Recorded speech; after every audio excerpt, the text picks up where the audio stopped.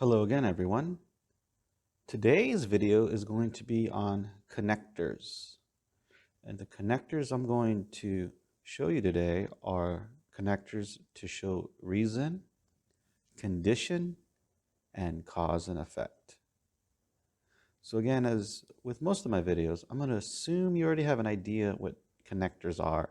And the purpose of this video is just to have some additional activities and to reinforce anything that you're know about connectors and things like that. So, however, if you're new to it, this is also a good introduction to it. If there's anything more you want to see me do regarding connectors or anything else, as always, just send me a message, please. So, what are connectors? So, connectors are words that link one idea to the next.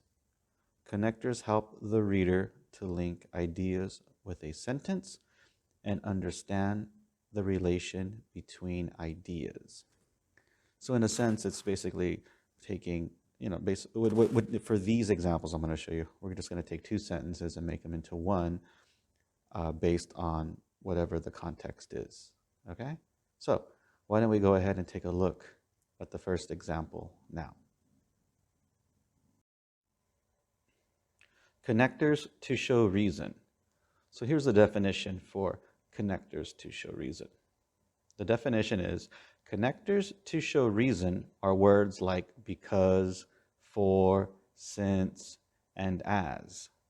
They are used in sentences as linking words to explain something. Now, just not to confuse you, because can also be used as a conjunction in many cases. However, for this lesson, because will be used more as a connector as well. So it might have a dual purpose depending on the context of the sentence. Okay, so that's the only reason why I'm highlighting conjunctions here, is not to throw you off. Okay, now let's look at these two sentences here. So I've got two sentences here that we're going to use connectors on to show reason. So this first sentence says, sharks are often considered dangerous. Sharks have been known to attack people. Now, as you can see here, the sentence here says, these two ideas are linked because one idea explains the other. Sharks have been known to attack people is the reason why sharks are considered dangerous. Therefore, two sentences above can be joined by connectors to show reason. Now just keep in mind, you may have a different opinion about what I just read, and that's fine. I totally respect your opinion here. This is just a sentence showing you how to use connectors, okay? If you find anything that I'm reading here to be a bit inaccurate, my apologies. I didn't intend to make this into a debate about how sharks can be dangerous or not. It's just an example here showing you how connectors are used. Okay, so let's look at the example here. The first example says, sharks are often considered dangerous because they have been known to attack people. And here's another example with connectors. Sharks are often considered dangerous for they have been known to attack people. And again, on the right-hand side here, I'm going to highlight connectors to show reason include since, for, as, and because. Okay, so depending on the sentence and how you want to use it, any of the connectors to show reason could include since, for, as, and because. Okay, the only thing I would advise you is whatever connector you decide to use, make sure it fits, like grammar-wise. Make sure it sounds right. Make sure it sounds appropriate. Okay, that's the only thing I would advise you on. Okay, but these two sentences are just examples of how connectors show reason. Okay, let's look at the next example now. Connectors to show condition. So here's the next example of connectors here. And this first sentence here says, connectors of condition are words like if and unless. They are used in sentences as linking words to indicate that one event has to take place before another can happen. So let's look at two sentences here to show this. Okay, so the first sentence here says, we make sure sharks are protected. The second sentence says, sharks will not run the risk of becoming an endangered species. So those are two sentences showing condition, and the two ideas are linked because one event has to happen before another can take place. If the sharks are protected, the sharks will not become an extinct species. Therefore, these two sentences can be joined by connectors to show condition. Okay? For example, here's the first example for connectors to show condition, and it includes the word if. If we make sure the sharks are protected, they will not run the risk of becoming an endangered species. Here's a second example using the word unless. Unless we make sure sharks are protected, they run the risk of becoming an endangered species. So again, these are just two examples of connectors, showing condition, and they include the words if and unless. Okay, let's go ahead and take a look at the next one now. Connectors to show cause and effect. Connectors of cause and effect are words like therefore and as a result of. They are used in sentences as linking words to show the consequences of an action or situation. Okay? So let's go ahead and take a look at these two sentences here. The first sentence says, there is excessive hunting of sharks. The second sentence says, sharks are facing a grim future. Okay, these two ideas are linked because one idea is the result of the other. Sharks are doomed to become an extinct species due to the excessive hunting of them. Therefore, these two sentences can be joined by connectors to show cause and effect. Okay, so let me give you a couple of examples below here. And the first example says, there is an excessive hunting of sharks. Therefore, the sharks are facing a grim future.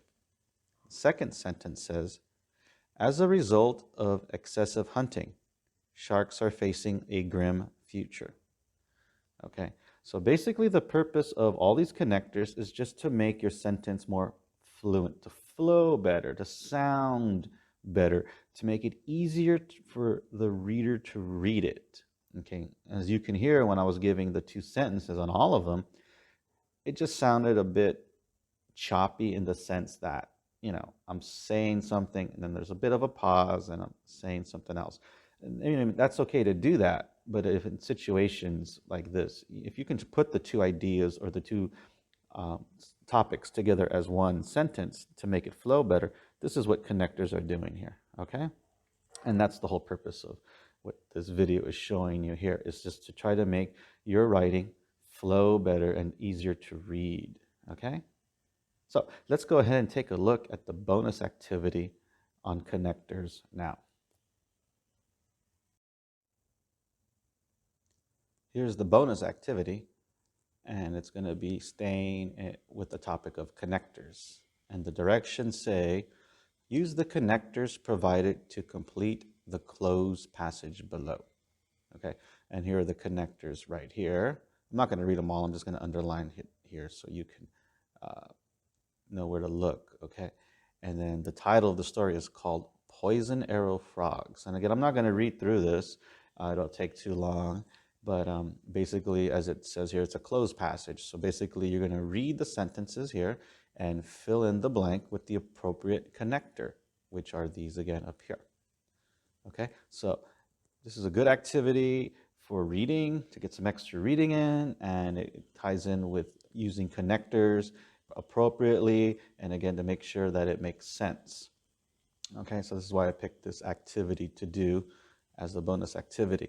Now there's a second part to this here, so I'm going to just go ahead and flip over, or I'm not, sorry, flip over, change the page here. The story that I just showed you continues on here, and you have to fill in this blank here with the appropriate connector here to make it sound right.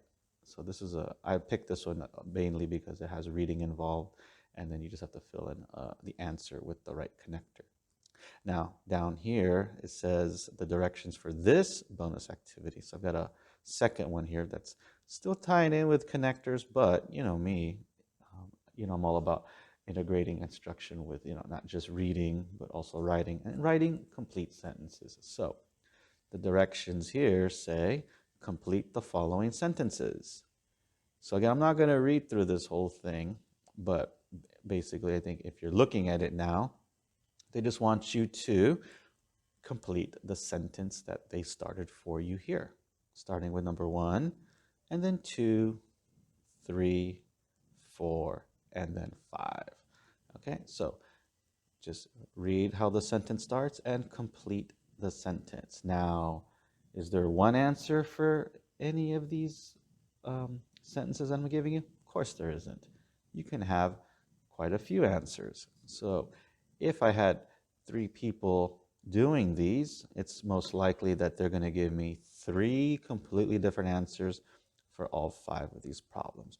And that's what I want anyway, because it shows me various abilities of writing, and it also shows your ability to think, which is something that I'm really big on, as you know. If you watch my previous videos, constantly trying to challenge you, the viewer, to think about what you're saying or doing. So this fits that perfectly. So that's why I put that in, okay, is to just kind of give you a chance to think about what you're writing. And again, if you've got to look this up on the internet to help you answer it, go for it. It's okay. Look on the internet, okay? And send it out to me and let me take a look at it. And I'd love to provide you with some feedback to show you how you did, okay? And hey, as always, thank you for listening to today's video. I appreciate all of you spending part of your day with me and trying to pick up something new. And I look forward to seeing you for my next video. Take care. Thank you once again for joining in today's lesson. Please message me through Facebook Messenger, or you can email me at jollyformore@gmail.com to learn more about my online tutorial service.